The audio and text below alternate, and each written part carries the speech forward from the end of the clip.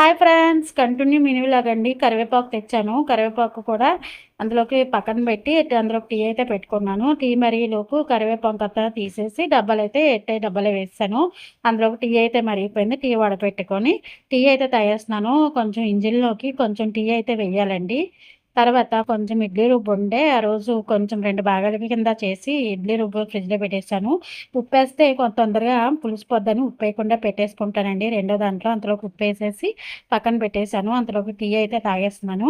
ఈ టీ తాగితేనే కొంచెం ఎనర్జీ అయితే వస్తది. నాలాగా ఎవరైతే ఉన్నారో కామెంట్ పెట్టండి. నాలా లేకుండా ఎవరు ఉండరులెండి. టీ పడాలి. ఒక టీ పడితే అప్పుడు మనకి కొంచెం ఎనర్జీ వస్తదనమాట. తర్వాతేమో ఇడ్లీ రుబ్బులో ఇడ్లీ అయితే పెట్టేస్తున్నాను. ఇంకా ఇడ్లీ పెట్టేసిన తర్వాత ఒక పని చేసుకోవచ్చని ముందు ఇడ్లీ అయితే పెట్టేసుకుంటున్నాను.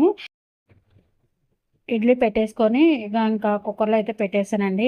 ఒక పక్క ఇడ్లీ ఉడుకుతుంటే నేనేమో పై మెట్లు, కింద మెట్లు అయితే తుడుచుకొచ్చేసాను. ముందు తుడుచుకొచ్చేసుకుంటే కడిగడానికి ఈజీగా ఉంటది. లేకపోతే ఇంక అలా ఉండిపోద్దనమాట. తుడిచేసి వచ్చేసి మళ్ళీ ఉల్లిపాయ చట్నీకేమో ఉల్లిపాయలు కోసేసుకొని తాలింపయితే పెట్టేసుకున్నాను. తర్వాత స్నానం చేసి దీపం అయితే పెట్టేసుకున్నానండి. గుమ్మాలు కూడా కడిగేసాను. మెట్లు కూడా కడిగేసాను.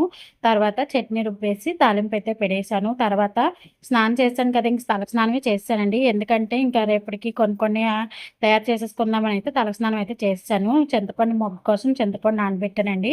తర్వాతేమో బెల్లం కూడా తురిమేసి ఒక దగ్గర పెట్టేసాను. కొంచెం పువ్వులు తెచ్చాను.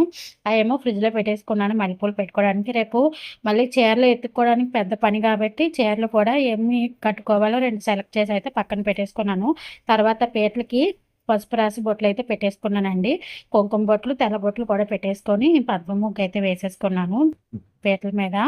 ఈ వీడియో నచ్చినట్టయితే లైక్ చేయొచ్చు కదా! Please subscribe. By by. Thank you for watching.